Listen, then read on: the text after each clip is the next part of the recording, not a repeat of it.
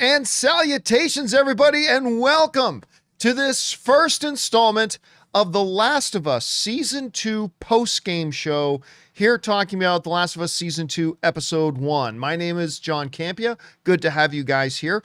Now, just in case you don't pick up the gist of it, we're going to be talking about The Last of Us Season 2, Episode 1, in open spoilery detail. So if you've not yet seen Season 2, Episode 1 yet, just add this video to your watch later list and come on back a little bit later. But you have indeed been warned, all right? So, anyway, finally, it's back. Last of Us is finally back. And here's what we're going to do. I'm going to give you guys my impressions of the episode tonight. Then, of course, as we do in all of our post-game shows, we're going to throw it over to you, take your thoughts, theories, opinions, observations, theories, whatever it is you guys have. If you have a thought, theory, or opinion, whatever you want me to address, go ahead and fire it on into the super chat. The super chats are open right now. Unfortunately, you have to be watching live in order to send in a super chat. If you're watching this tomorrow or whatever, you obviously won't be able to do that. So I have those open right now. You can send those in now, and I'll let you know when I'm going to be turning them off. Anyway, guys, you guys know how big of a surprise. I mean, I really think it's not that every video game thing, every video game movie or TV show that had come out before Last of Us was all complete and total crap. But I think it was The Last of Us that really broke the ice. Right? I think season 1 of The Last of Us was the first movie or show that showed that video game adaptation, which up until that point had mostly been all face-palming, horrible garbage. A few things weren't bad, but really nothing exceptional, right? Nothing exceptional. Last of Us season 1 was the first thing that came out that showed us that video game adapted material can be world class. It can be world class. And like most great adapted material, they took liberties with season 1, right? They didn't follow the game beat for beat. They took some big liberties with it. And every liberty they took liberties while maintaining the absolute spirit of the show, right? Or the spirit of the game. They took liberties, but even with the liberties they took, they honored the spirit of the game. And no better example of that was episode 3. Episode 3 still might be the single greatest episode of television in the last decade. It's no hyperbole. Like episode 3 of season 1 still may be the single greatest episode of television in the last 10 years. And that was all new. That was all taking liberties with the game, but it maintained the spirit of the game. And so here it is. It comes out. It sets the bar that video game adapted material cannot just be okay, cannot just be passable, cannot just be kind of enjoyable. It can truly be world class. And it was rewarded by getting the highest honor there is. It was nominated for Best Drama Series at the Emmys. That's the highest honor a TV show can get. Well, other than winning, but it was nominated for Best Series, Best Dramatic Series at the Emmys. So, could they follow it up with season 2? Of course, Druckmann's still there. Most importantly, Craig Mazin is still there. And they do something very interesting. They start off the episode showing us Abby and her crew. And listen, just to get into it here, I think this was a brilliant way to start season 2. By starting off showing Abby first and telling the audience, hey, all that stuff Joel did at the end of season 1, there was real repercussions. All those people he killed weren't just NPCs. Right? And that's always how we think. Of course we do. When we're playing video games or we're killing all these people, it's just NPCs. It's not real people, right? But it introduces us what the game introduces us to, which is amazing. One of the things that I love about The Last of Us game part 2 is the fact that it's like, hey, every single person that they kill, that the hero kills, had a mom, had a dad, had best friends, had wives or husbands or children, brothers and sisters, whose worlds will be destroyed because the hero killed that one guard standing at the door, right? And that's one of the things that I think was absolutely genius about The Last of Us Part 2, the game, was that it really dove into that, you know, as when we play these video games, we're running around and like the most fun thing is just knocking off all these NPCs. But it says, if you're going to tell a real dramatic story that's going to be on television, every single one of those lives, there's a domino effect. You didn't just kill that guy who was standing guard at the door. You probably ruined or destroyed 3, 4, 5, 6 other lives of people who loved that person, right? And by starting off episode 1 of season 2, by immediately introducing that entire theme, we're picking up with the aftermath of what Joel did. Because in pure gamer terms, season 1 ended with Joel going in and saving the day. He saved Ellie. And so Craig Mazin decides, let's start off, instead of waiting to reveal this to the audience later, let's start off by showing there were repercussions. There's aftermath. Here's a collection of people whose lives have been destroyed, whose hearts have been broken because of what Joel decided to do. And I'm not saying what Joel decided to do was right or wrong. I'm just saying that there were repercussions. And to start off this season by introducing us to Abby, to start off by showing us, here's the fallout. By killing those people, Joel destroyed these people's lives. This girl is lost without her dad. She's destroyed. She's heartbroken. She's broken. And so now we kind of, as an audience, kind of empathize with her a little bit, right? We now empathize with her because a lot of us know that at some point she's going golfing, right?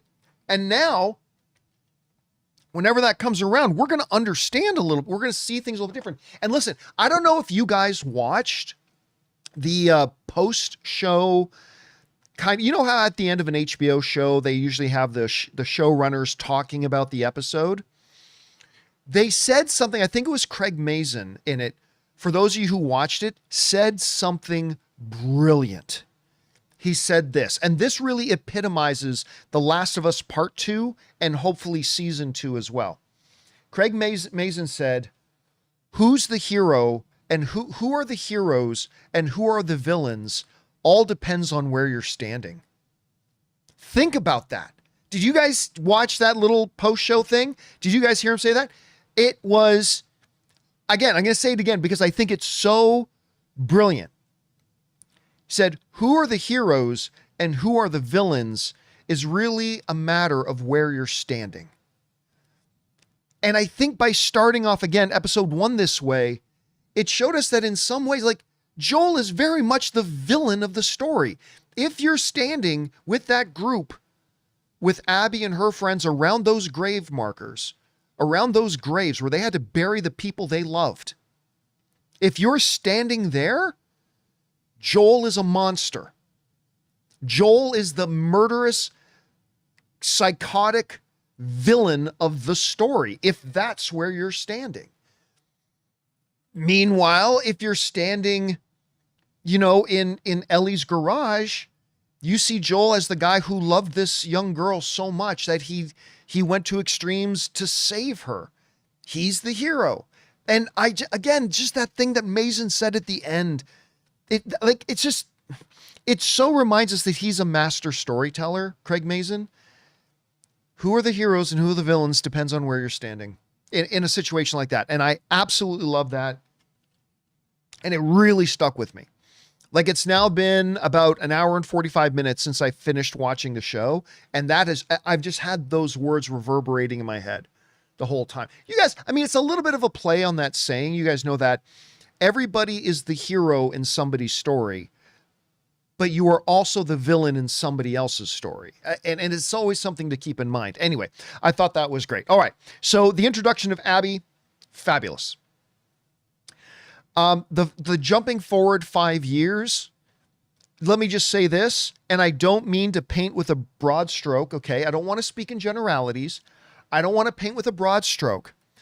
But if there's anything that season 2, episode 1 has reaffirmed to me as an absolute universal truth, all teenagers are assholes. And I say this as an expert because I don't know if you knew this, but I at one point was a teenager. And as somebody who was once a teenager, I can tell you emphatically, without exception, all teenagers are assholes. And I love the fact that in this series, like, even though Ellie is our big hero, they do not ignore the fact that she's an asshole. Ellie's a straight up asshole.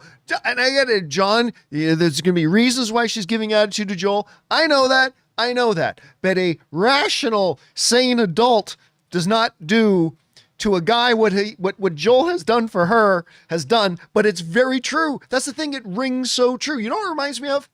It reminds me of a very, very different show. It reminds me of Ms. Marvel. Remember that scene in Ms. Marvel where their parents are doing they love their daughter so much and they're doing everything they can to try to let her have what she wants and they want to give her joy. And so the dad, he paints himself green and he dresses up at the Hulk and she's like, "Oh, you're so embarrassing." And like, all teenagers are assholes. I even knew it when I was a teenager. We were all assholes. All teenagers are assholes. But so I love the fact that they don't make Ellie infallible. They don't make, she's a teenager still, an older teenager, but a teenager nonetheless. So they fast forward and they show that tension. And you know what? Oh God, I might be jumping ahead too much here, but oh my God, guys. Can we all agree that Catherine O'Hara is a queen? Can we all just agree that she should be coronated as queen of everything?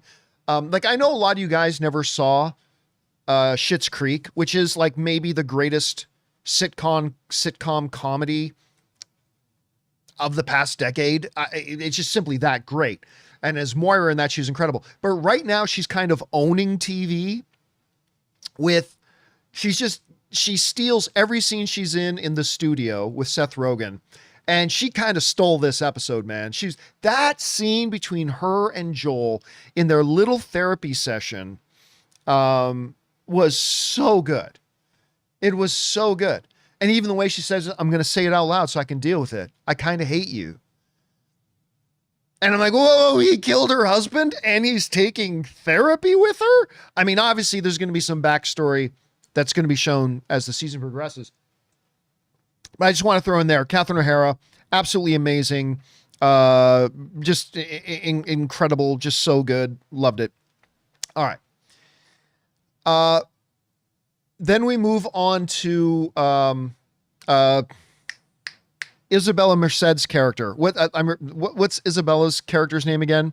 Dina? Is it Dina? Anyway, I'm going to say Dina until somebody corrects me in the live chat. Wow. I remember thinking, and Gary is saying it is indeed Dina. So I remember thinking going into this series, and this wasn't the popular opinion, but I remember going into this season, I didn't think that the toughest nut to crack was going to be Abby. I thought the toughest one, the character that's going to have the hardest time really establishing this character, giving her presence in the narrative and in the story, making her stand out as a character and all this kind of stuff, I thought was going to be Dina. And oh my God, they crushed it. She's great. She did such a great job playing the role, and they did such a wonderful job really establishing her presence, because would have been very easy, if you know the game, for her to very quickly descend into this kind of just the love interest role, right? you very easily could have lost the character in that, but they really established her as an important figure in the narrative. By the way, I love that scene between her and Joel near the beginning of the episode. And when Joel's talking to the therapist, it's like, she's kind of like more my daughter. She talks to me. She says hello to me, whatever. But that whole scene when she comes in and he's trying to fix, the circuitry and whatever that device was, I can't remember what the device was. And that whole just conversation, and she's like, teach me the rapport, the connection that the two of them have as well, which is another little bit of a change from the game. I thought was really great. I really enjoyed that. I thought that was wonderful. And yeah, Dora the Explorer killed it in The Last of Us. Can you say infected? So loved her, loved that. Where else do we go to? Let's go to the barnyard dance. That is one of the most iconic scenes from the game, right? That dance with Dina and Ellie and all that kind of stuff. Beautifully done. Beautifully done. And what I loved the most, and they talked about it in the after show a little bit, when Joel comes in and knocks the asshole over, Ellie, not just, what's the word I'm looking for?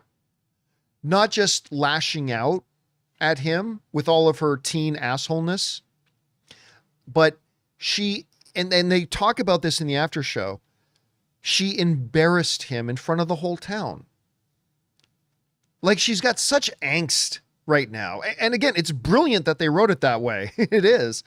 But and then you see it, and how good does Pedro Pascal play that when he realizes he's being undressed, verbally undressed by Ellie in front of everybody, and like you can see it in his face, and all he can do is just quietly kind of leave. It was so well done. It was just so well done, and just great. Anyway, then we fast forward a little bit, or is it, or am I rewinding a bit? Whatever. But they go out on the patrol. She's defiant. She's not doing what the captain of the patrol is telling me. They go into the thing. That was a great little scene where they're like hiding around the corner and like doing the little things with the knife. Like all that kind. That was charming. That was great. And then she kills the thing, falling through, and then we get introduced to the smart bugs. Sorry, I just watched Starship Troopers again. But now we found out we got smart bugs.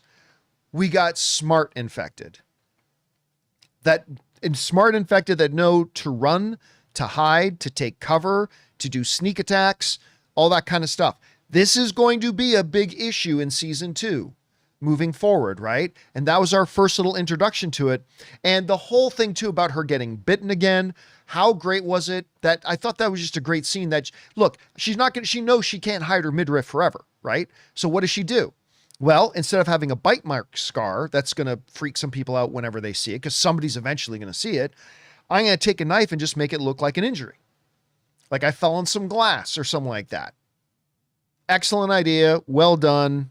It was very, very, very good. So that was there too. Listen, guys, just overall.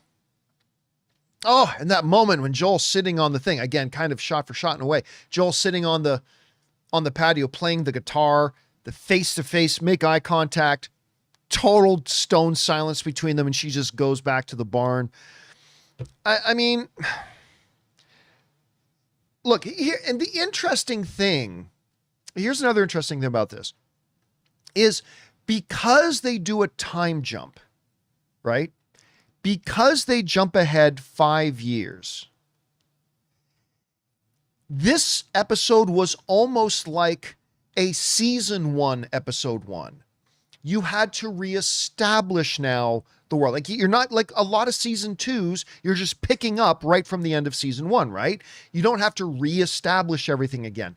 But with season 2 having a 5-year time jump, it's almost like a premiere. It's almost like a season 1, episode 1. You're having to reestablish who everybody is, where everybody's at right now, the state of the town, the state of the relationship between Joel and Ellie. And I just thought it was so well done. Again, look, was this a banger episode? No, but it was a great hour of dramatic episodic television. I thought it was really good. I'm completely happy with it. I know a lot of people thought they were going golfing in episode 1. I still don't think it's going to happen in episode 2. I still think it'll be a little bit later than that, but you know, we will see and we will find out. But again, I'm absolutely thrilled with how the season has started. Again, the little changes, the little additions they've made to Dina, the beginning the story with telling us what's going on with Abby and why, and the repercussions of Joel's actions. As Moira, sorry, her name's not Moira, as Catherine O'Hara, her name's Moira in Schitt's Creek. But like the way she put it, can we stop pretending like you're not having like the most boring problem in the world? Oh no, my 19-year-old daughter has got issues. Every parent of every 19-year-old has that because all teenagers are assholes. They did that and they fleshed it out with Ellie to start with. I thought that was great. The way the town, oh God, geez, it's so good. The one thing I wish, here's the one thing I wish. There's a trend on streaming television right now to start seasons with multiple episodes. You know, start the season with 2 episodes, right? I understand why they didn't. I'm just saying I kind of wish they did. Because that first episode ended and I'm like, no, I've been waiting 3 years for this. I don't want it to end so quickly. Like I wanted to watch another episode right away, but we'll wait again until next episode. So no, look, was it a perfect episode? No, I don't think it was perfect. Like I think even though this was meant as an establishing episode, get us reacquainted with everybody. What's the situation with everything? What's the status in the relationships? All that kind of stuff. I still feel like it could have moved a little bit quicker. So but you know what? Here's the thing. I remember, if I remember correctly, I think I had the same issue with episode 1 of season 1. I think if I'm remembering it right, I think I kind of felt like episode 1 of season 1 could have had a little bit better pace, but honestly, that's a small nitpick because I don't feel like it dragged at all. I certainly don't feel like it dragged like at all. I just feel like maybe the pace could, but that's about it. That's about it. That's all I got. Narratively, character-wise, story setting, everything was done so well, and I just can't wait to see where they go with it. All right. That's my thoughts on season 2, episode 2. So let's now get to the real stuff here and take your thoughts, theories, opinions, questions about what we just got. So we are going to get things started off here with, let's get over to it. We're going to start things with who's first. It's Jared Oberfeld is first, who wrote, I canceled Joel and Abdi's golf trip to Augusta, Georgia. No green jacket for either of them. Yep. Now, I mean, here's the thing. Not everybody knows the games. But I don't know if there's anybody in this live chat right now that doesn't know what's coming. Still, I want to be careful about, we'll just keep referring to it as golfing in the event for now, just in case. But hopefully we won't have to do that much longer. All right. Next up, Jamel Turney writes, please tell me they are not going to start this. We don't need a man to handle anything.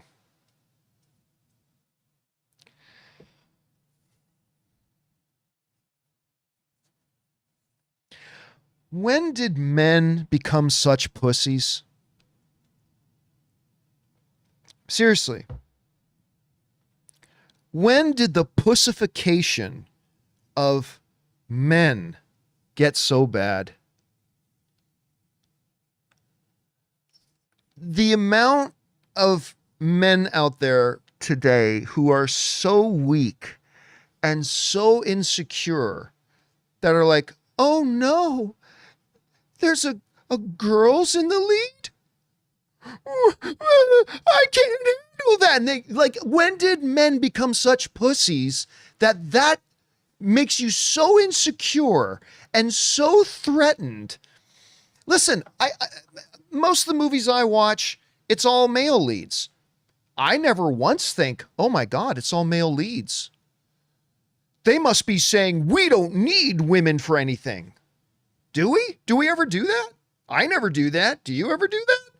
When I watch the majority of my movies that are usually male leads, I never go, oh my God, by having all male leads, they're saying we don't need women for anything. Then why is it that a certain segment of men have become so pussified that when a story, instead of having male lead characters, they have female lead characters? Oh my God, that must mean they're saying we don't need men. They're attacking us. Oh my God, I'm so threatened. When did men become such pussies? Listen, it's okay. No one's coming to get you. There's nobody, the cabal of the National Association of Women isn't going to come crawling into your window in the middle of the night and take scissors and cut off your tiny balls. It's not, you're okay. You don't need to feel insecure. You don't need to feel threatened, especially over a TV show where the lead character happens to be a girl instead of a guy. Fuck's sakes. Oh my God, men are such pussies today. Anyway, let's move on, shall we? Get to some more common sense stuff. All right, next up, Christopher Brickner writes, The Last of Us 2 is the last Jedi. I actually saw this one before we started the show. The Last of Us 2 is the last Jedi of video games. Critically acclaimed, but very divisive among fans. It's not that divisive among fans. There are some people who would like you to believe it's that divisive amongst fans, but it's really not. So I'm curious how the showrunners approach adapting it and how the audience will react to it. There's a couple of things I want to say to this. Number one is The Last of Us, The Last Jedi was never critically acclaimed. Not all the critics hated it. A lot of the critics liked it, but it was never critically acclaimed. The Last Jedi was not nominated for Best Picture at the Academy Awards. It was not nominated for Best Picture at the AMPAS. It was not nominated for Best Director at the DGA Awards. It was not nominated for Best Screenplay at the WGAs. It was not nominated for Best Picture at the Golden Globes. The Last Jedi was not critically acclaimed. All right, so just that. The Last of Us 2, on the other hand, broke a bunch of records for most Game of the Year awards. It was overwhelmingly critically acclaimed. And it wasn't that divisive amongst fans. The game sold well over 10 million copies. And it sold the majority of its copies after its initial release. That's just a statistical fact. You can go look it up. The vast majority of the game sold was after its initial release and after some people started. Now, look, is it true that there is definitely a segment of the people who played the game that had problems with it? Absolutely there was. Absolutely. But the narrative that it divided the fans as if it was like a 50-50 split, that's just simply not true. That's simply not true. The people who didn't like it were very vocal about it, and there's nothing wrong with being vocal about it if you don't like something. Like, you didn't think the game was very good, if you didn't think the narrative was all that good, nothing wrong with being vocal about it. I'm just saying that this narrative out there that somehow The Last of Us was very divisive, it really wasn't. I mean, there was a strong divide, but it was not 50-50. It was hardly 50-50. So on both counts, I would dispute, respectfully, that, number one, that The Last Jedi was critically acclaimed. It was absolutely not. It didn't get nominated for nothing. Whereas The Last of Us won Game of the Year left, right, and center all over the place. And number two, I mean, the game sold over 10 million copies. A lot of those came after its initial release. So people didn't have that big of a problem with it. Some people did, yes, but the majority of people didn't. So I wouldn't compare the two. That's just me. I wouldn't compare the two. All right. Next up, we've got Reggie Phoenix, who writes, Ellie cutting to make the bite look normal. Brilliant. I was just saying that. Because honestly, I didn't even give it a second thought. Like after she got the bite, it's like, okay, no problem. She's immune. Everything's good. Everything's cool. But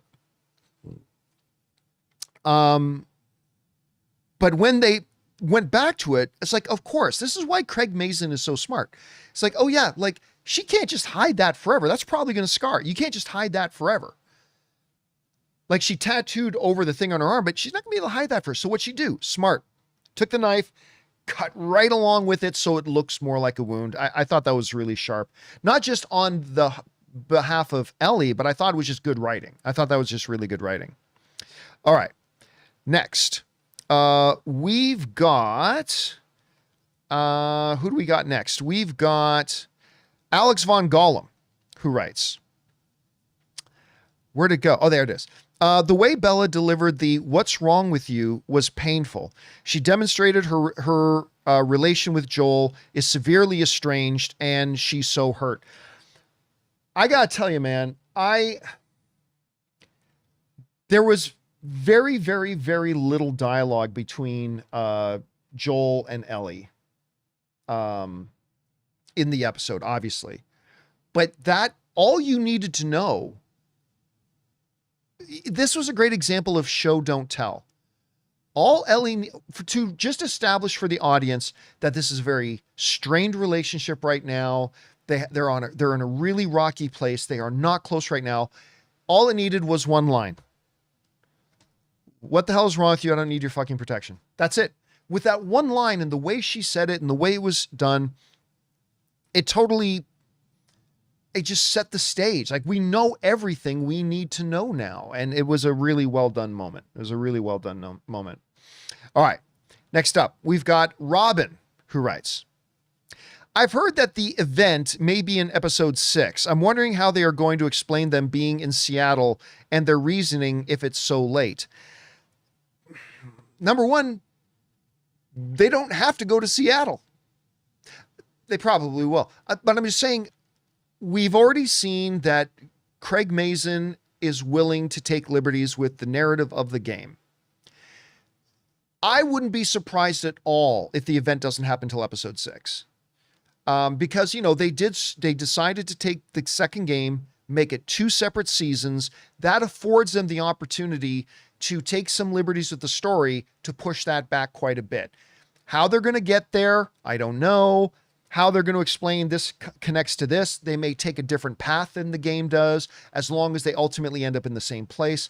So I'm not really sure. But again, listen, the event could happen in episode 2, could happen in episode 3, 4, 5. I think it's going to be somewhere around 6, but it very well could happen next week. I think you're right, though. I think it's probably going to be somewhere around 6. At least that's my guess. That's my guess. All right. Next up, we've got Mr. I, who writes, I just got Max today, binged the entire first season and just finished season 2, episode 1. I couldn't get into the game. I thoroughly enjoyed it all. I mean, listen, I have said for a long time, the absolute gold standard in streaming TV, in shows, not necessarily movies, but shows, the absolute crown winner, the absolute king on the hill, the absolute standard bearer is HBO Max. That's it. Apple TV is mounting a really good challenge for that. Netflix can have some really, really good shows. They're a lot better at shows than they are at movies. Amazon TV has been kind of killing it lately too. But beyond all shadow of a doubt, the undefeated champion is still HBO.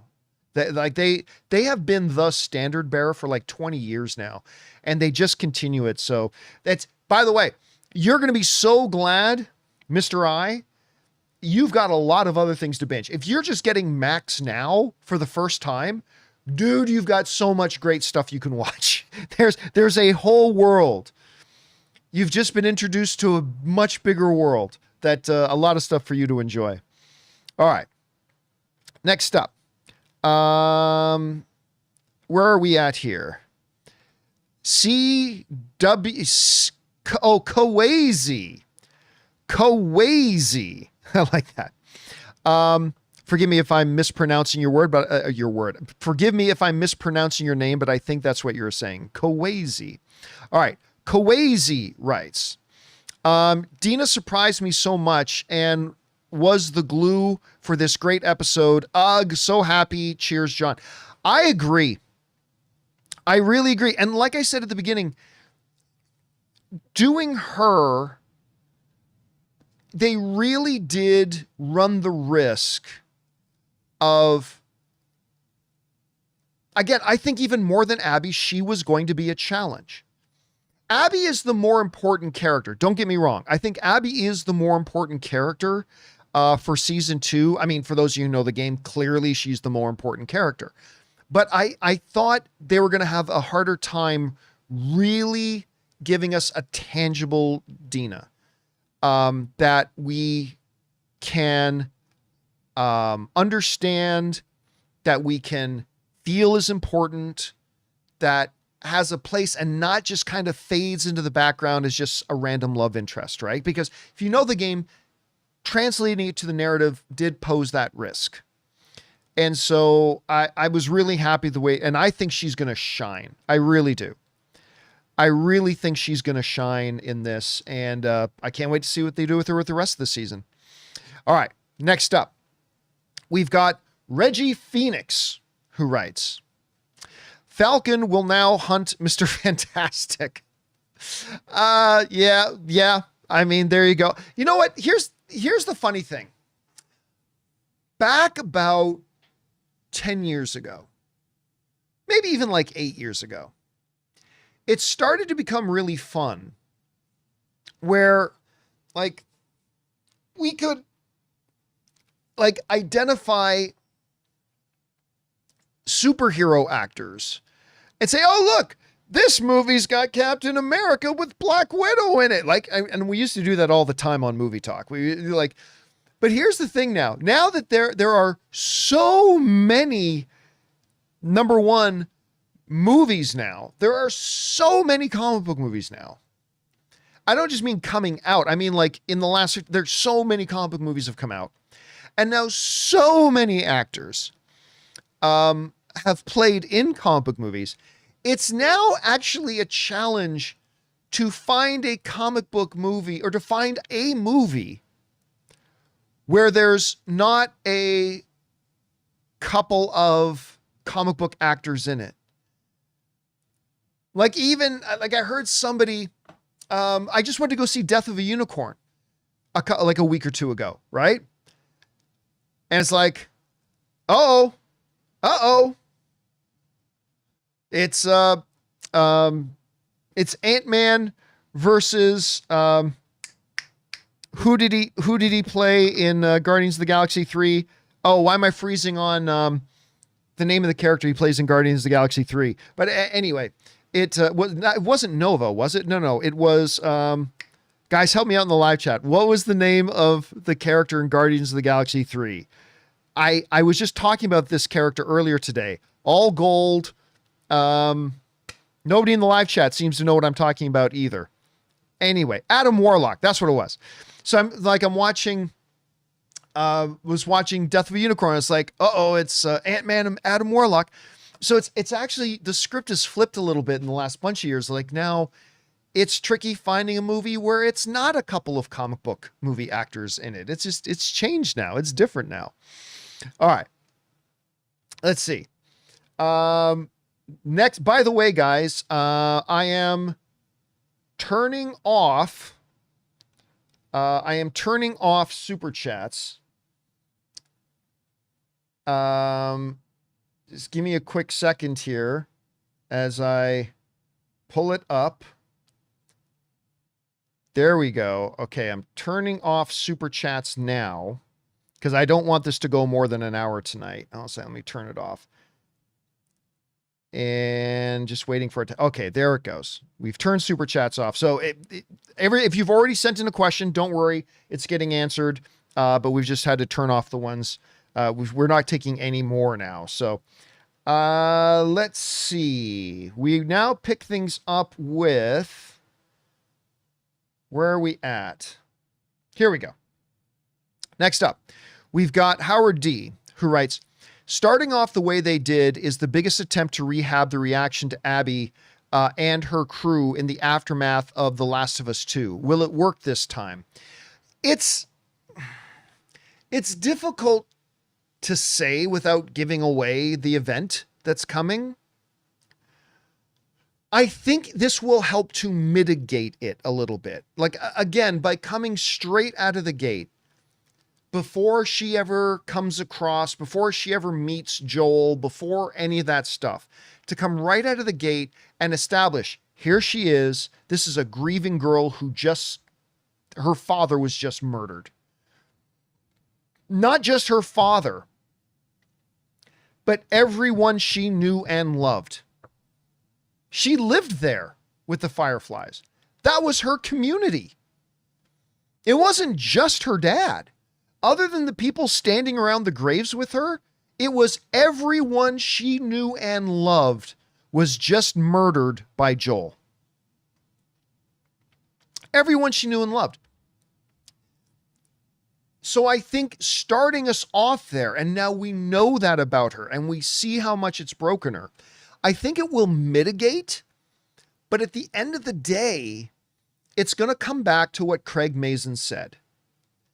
Who are the heroes and who are the villains is all going to be a perspective of where you're standing. Because if you as an audience member, and if I as an audience member, can't put ourselves standing at that gravesite with Abby and her friends, if we can't do that, and it's understandable if we can't, because we spent all of season 1 with Joel and Ellie, right? We spent all of season 1. We spent a year with Joel and Ellie. They're our heroes. So if we as audience members aren't able to stand there, as Craig Mazin would say, at that gravesite with Abby and her friends, then when golfing time comes, there are still going to be people that feel just as visceral, and that's probably what they want you to feel. There's probably still going to be a lot of people that feel just as viscerally against Abby as there were the way they did in the game. But I think for some other people who the opening of the season does allow them as an audience member to stand there at that gravesite and see the pain and the brokenness and what Joel did to them, then I think it's going to mitigate that a little bit as we move forward. And again, I just think what Craig Mazin said in that post show is going to reverberate through the entire season. Who are the heroes and who are the villains is all a matter of where you're standing. And I just thought that was brilliant. And it's going to make us, just like the end of season 1, made us as the audience really wrestle with the question of, did Joel do the right or the wrong thing? And the show never tries to tell us what the answer is. It's just, here it is. It just presents the question to us as the audience. Did Joel do the right or the wrong thing? And it leaves it us to us as the audience to go, like, I don't know what I would do. Like, in one hand, I think, yeah, you saved the girl. On the other hand, wait a minute, they were trying to save the girl, and you just murdered like 40 people to save one person. Like, it never does that. The way they did that to end off season 1, they're going to put us as the audience right back in that position for all of season 2, I think, especially once they go golfing. Once they go golfing, it's going to be like, do you understand and think Abby did the right thing? Do you think she did the wrong thing? Do you think Ellie did the right thing? Do you think Ellie did the wrong thing? Like, they never, or at least very rarely in season 1, simply set up a situation, said, here was the right decision. They leave it to us to kind of wrestle with it. And I think they're going to do that with season 2. And I'm all about it. I love it when movies and shows and whatever present us with kind of a dilemma and then like a moral quandary, and then like that the characters are in, and then we as the audience got to just figure out how we feel about it, because they're not clean cut answers. Did Joel do the right thing or the wrong thing at the end of season 1? I think he did the wrong thing. But would I have done any different? I don't know that I would have done any different. I mean, so, and I love it when they do that. And it's very, very, it's challenging. It's challenging to truly put an audience in that predicament. It's not easy to do it. And they did it great at the end of season 1. And I think they're going to do it to us throughout season 2. I really do. And then how you feel about it will all depend, as Craig Mazin said, depends on where you're standing. And so I think it's just brilliant the way they've done that. All right. Thanks for that, Howard. Next up, we've got Try to Relax Uranus. And he tips in at $20. Thank you so much, man, for supporting us on that level, dude. That's incredibly generous of you. And he writes, oof. This episode 1 went off great start. Joel wanted to save her, and very understandable. All that father instinct kicks in. I feel at some point after you know what happens to Joel, Uncle Sammy will take over his role. And again, you know what? It's funny because I kind of wish your question come in a little bit earlier, because I just kind of waxed poetic a bunch about that, right? Like I just think a number of the things that happen in the story of part 2 are always going to reverberate and echo what happened at the end of season 1. It's the moral question. I mean, listen, I heard somebody say once, and it was a really good point to raise. Somebody, I can't remember exactly who said this. I think it was somebody online said this. It's like, one of the things you got to take into consideration when contemplating and debating Joel's decision at the end of season 1 is that there was no guarantee that they were going to be able to even develop a cure. Just because they had Ellie and Ellie herself was immune, that in no way guarantees that they're going to be able to now synthesize.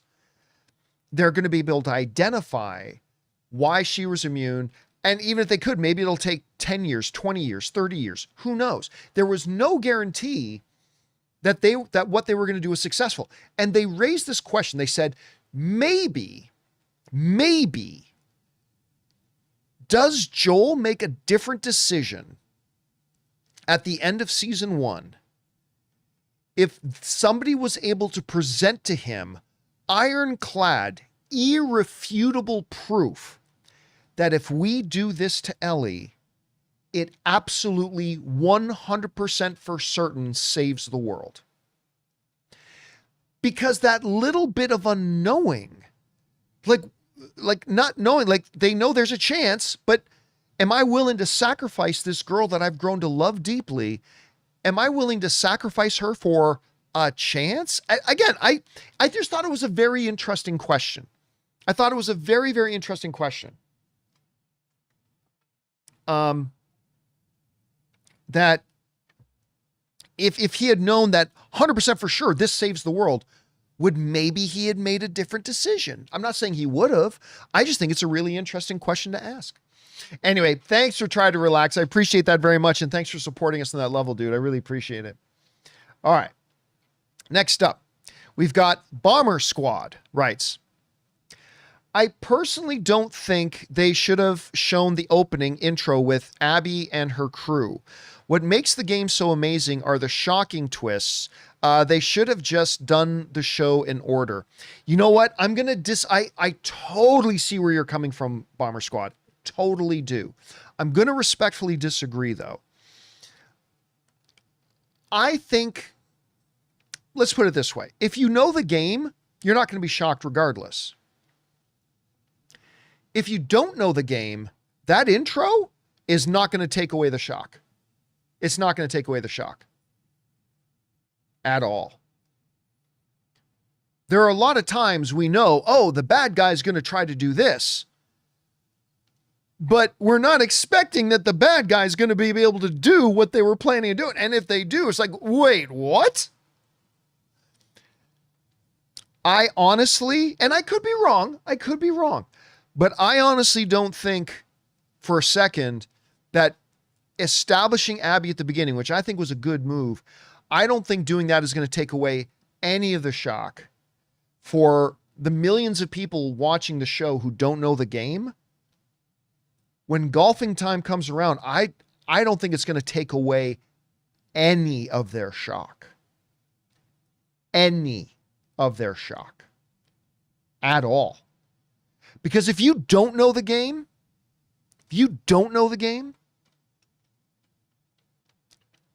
and I'm just assuming everybody in this live chat does know the game, but for the millions of people who are watching the show that have never played the game and don't know it, if I'm just watching a movie and how many times have we seen this in movie and TV shows, guys? How many times have we seen this? Dozens and dozens and dozens and dozens. Okay. So somebody like, you hurt me. And then they track down the hero. And then somebody says their mother's name is also Martha. And all of a sudden now, and then they're friends, right? We've seen that. It wasn't just Batman versus Superman, guys. We've seen that over and over and over again. Like, I finally tracked you down and I finally found you, but I can't do it. And like, it turns out you're actually a good guy. I'm just saying,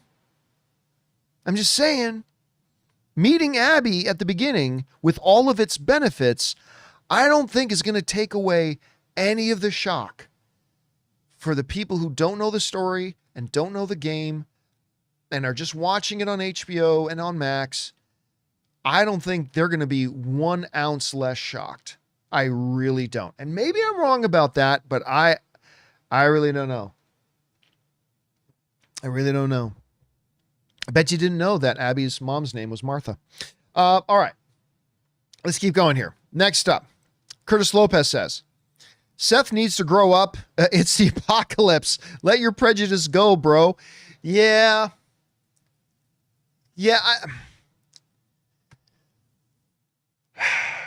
I mean, okay, look, I actually thought Seth at the dance there and what he said to Dina and Ellie, it felt a little, I mean, obviously he's a dick, but it kind of felt over the top.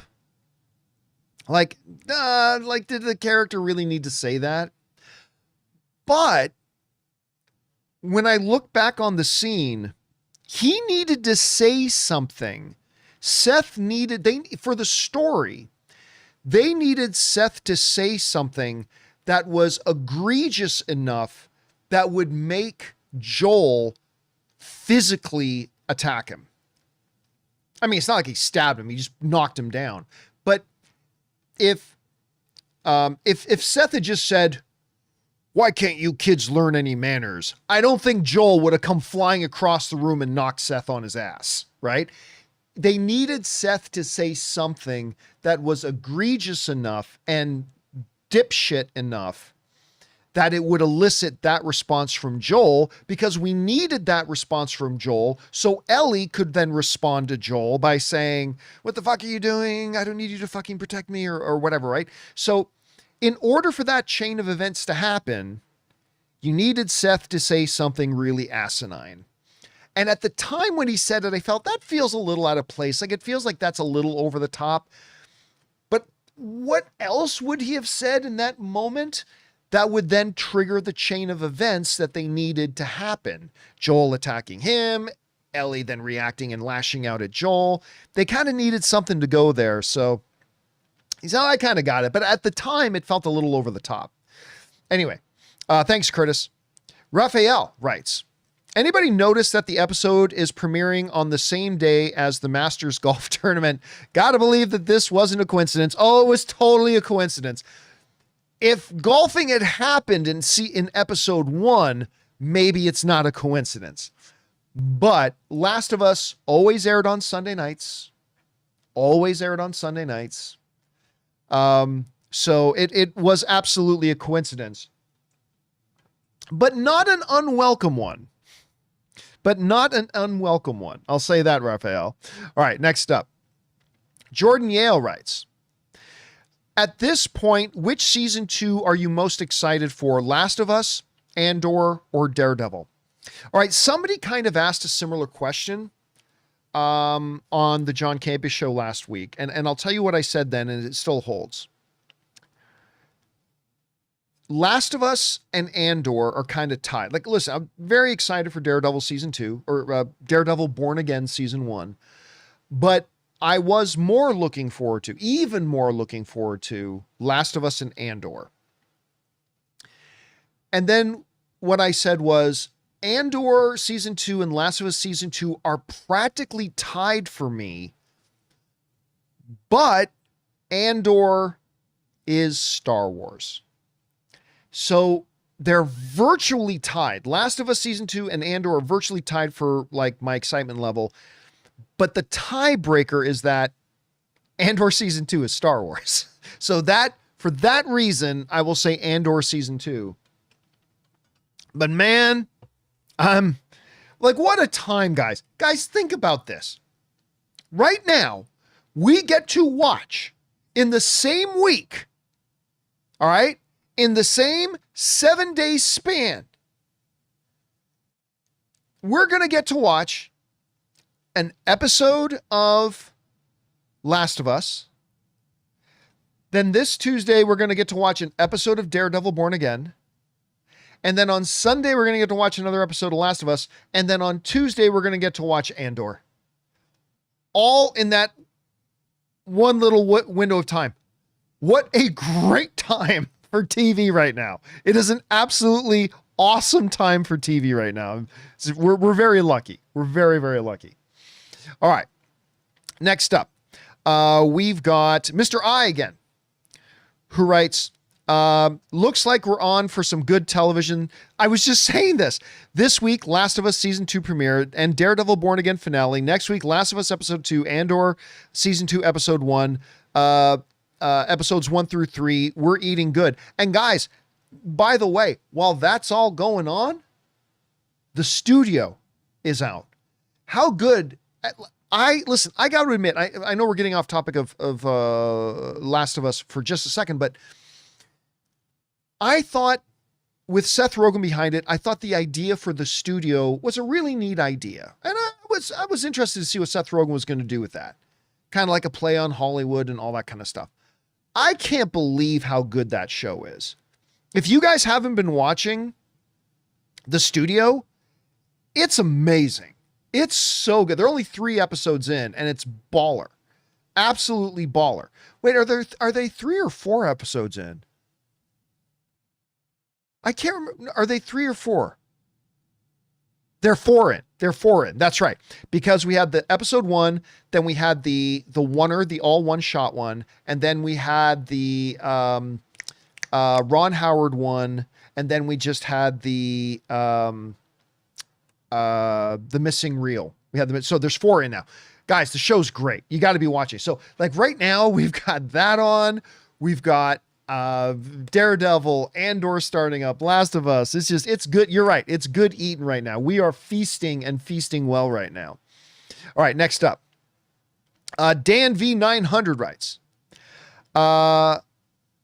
discussing film already revealed that the show ends at the half point of the game with that big cliffhanger. The event is probably episode 3 at the latest. Listen, again, I like discussing film. Don't misinterpret me here. I'm just saying lots of outlets report a lot of different things that sometimes do and sometimes do not end up being necessarily accurate. That's all I'm going to say. It's like, never take that as gospel. Because a lot of times, even like Jeff Snyder, who's like one of the best out there, sometimes he gets given the wrong information. Like Jeff, for example, Jeff always gives information that he was actually given. He never makes stuff up, but sometimes he's given inaccurate information. And so all I'm saying is don't take it as ironclad, no matter how good.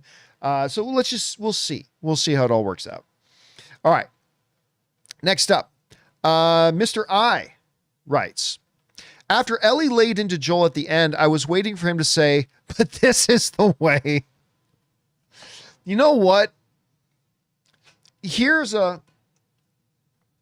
is actually, when you understand the character of Joel from season 1, It is such a representation of how much he loves this girl that he just doesn't know what to do. Because Joel, anybody talks to Joel like that, you think Joel's just going to stand there quiet and then walk out of the room?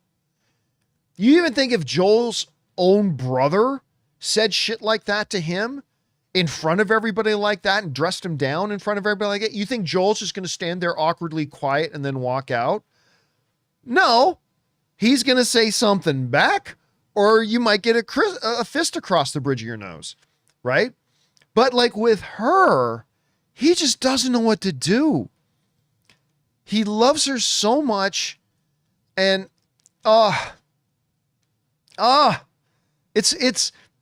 it's painful to watch for Joel, right? It's like your heart. I'm watching this and I'm thinking two things. Number one, all teenagers are assholes. And number two, like my heart is breaking for Joel. My heart just absolutely breaks for Joel in those scenes. It's like, oh man, oh, so hard. All right, next up. Halo writes, the way they introduce Abby is a big change from how we are supposed to view her character. Won't get spoilery, but not a fan of the approach they're doing. I've already kind of explained 5 or 6 times why I'm 100% a fan of the approach. Now, let me propose something here, Halo. Let me propose something. I think you are making the mistake, with all due respect, I think you're making the mistake of simply looking at this show as an extension of the game. Well, it was done this way here. It needs to be done here. What Mazin and Druckmann have proved to us with season 1 is that when they take departures, and they're willing to take departures from the order of things and how things happen from the game compared to how it is shown. Because remember, the number one job they have is to make the best show possible, not to make as accurate of a show as possible, right? Your number one job for Druckmann and why am I suddenly, I just said his name 50,000 times during the show. Craig Mazin. The number one job that Druckmann and Mazin have is not, let's make something as accurate to the game as possible. That's not the job. The job is to make the best show possible. And what that meant in season 1 is that they had to change some things, because just because it played really well in a game medium doesn't mean it plays as well in a narrative on-screen medium.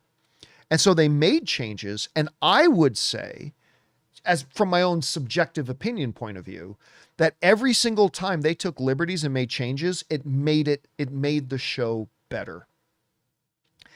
And while it absolutely is a departure from the game to introduce Abby the way they did, my first reaction was brilliant.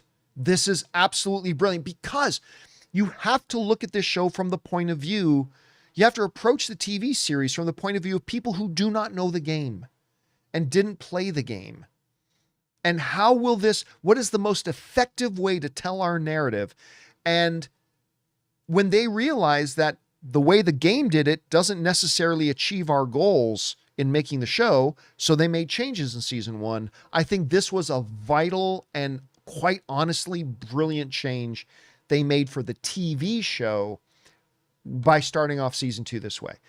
Again, that's a subjective opinion. You're totally free to disagree, and maybe we'll find out as the show progresses. Maybe we'll feel it would have been better if they didn't introduce us to Abby early on. I have a feeling we will. I have a feeling when we get to a certain scene that's probably coming up soon, that having met her first is going to give a world of deeper understanding and meaning to the scenes. Again, I might be wrong. Maybe we'll get there and we'll go, yeah, we probably shouldn't have met Abby already. Maybe that'll happen. I don't think it will, though. I think this was a really, really good move on their part. But as in all things, we'll wait and see. We'll find out if that's true or not. Thanks a lot, Halo. Appreciate that. All right. We're already over an hour, but we are now on to our last question, which comes to us from Crazy Description, who writes, John, do you think it was a good idea to start off the episode with Abby and her motive? I feel like it takes away from the introduction of her character. Again, we just addressed that. I absolutely think it was the right thing to do. 100%. It gives us deeper thing into her. And again, like somebody else brought up earlier, when it comes time for the event, I don't think it's going to take away one bit of the shock or surprise. Anybody who knew the game wasn't going to be surprised anyway. Anybody, the millions of people who don't know the game and are just watching the show, it's not going to take away one single ounce of the surprise. I don't think so at any rate. Again, could be wrong, but I don't think it'll take away one bit of that from anything. Anyway, guys, that'll do it for all the questions. But you know what? I said we're only going to do an hour, but I'll tell you what, I will take a couple of questions from you guys in the live chat. So if you look down in the live chat, I just put in, see what I put in there? All capital letters, question, colon. If you have a question for me, I'll just take a couple. Go ahead and fire it on in, but start it with question, colon. And guys, I'm only going to answer them if it's about Last of Us. I'm not going to take any questions about Sinners. I'm not going to take any questions about Thunderbolts. I'm not going to take any questions about Fantastic Four. If you got a question, go ahead and fire it in. And just so you know, I'm not going to answer them all. I'm just going to pick a couple here, and we will go from there. So if any of you have a question, all capital letters, question, and then put in a question. And it's freezing right now. Nobody's sent in one yet. Here we go. Let's see. Jose Mias writes, question, did Joel got infected? You mean in this episode? Not that I saw. Anyway, next up. Where are we at? Question, do you think... Sorry, things are jumping around. Ethan's Tech writes, question, do you think we see an Abby flashback before the big event? Listen, I think there's a lot of people disagree with me, and I may very well be wrong, but I've said for a long time I don't think the event is going to happen in the first 2 or 3 episodes. That gives us lots of time to have flashbacks to deepen our understanding of Abby and her motives and stuff like that. So yes, I do think we're going to get flashbacks with Abby before the event happens. Jay Hart writes, question, any thoughts about Abby actress not being muscular? Nope.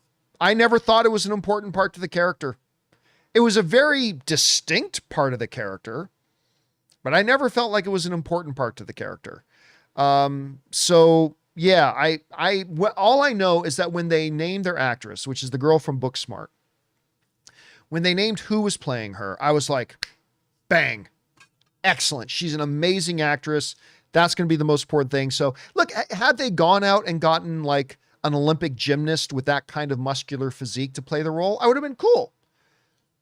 But if you had asked me, do I think it's important that they do that? Not really. I really don't think so. So I'm fine with that myself. The Fanboy writes, question, is there a chance they don't do the event at all in the series? Oh, no chance. No. Well, it's possible. I think highly unlikely, though, when you understand that the event becomes the catalyst of really the main thrust of the entire story. It's very hard to imagine that the event doesn't happen. I would say this, it is more likely that the event doesn't happen this season than it doesn't happen at all. But again, I don't think either of those scenarios are likely. I absolutely think it happens this scene, and 100% I think it happens. Possible it doesn't? Sure. You never know. Mason and Druckmann may really decide but again, that is the crucible of the entire main story. Without the event, you fundamentally change the entire thing of what the story of The Last of Us Part 2 is. So it's very, very difficult to imagine that that they don't do that. Okay, and last one I'll take is Evelyn, who writes, do you think the story of Part 2 will at some point continue into Season 3, or do you think it will be a new story? Oh, no. For those of you who don't know, it's well established. They've already said this very publicly. They're on record saying this. Seasons 2 and 3 is The Last of Us Part 2. So the game, The Last of Us Part 2, instead of doing it in one season, they're on record, it is official, they're just splitting the story of that game into 2 different seasons. So Last of Us Season 3, which is officially confirmed, is just going to be the second part, or the last third, or whatever, of The Last of Us Part 2, the game. So yeah, that's all going to be just one big thing. All right, guys. With that down, man, what an amazing start to the season. It was so good.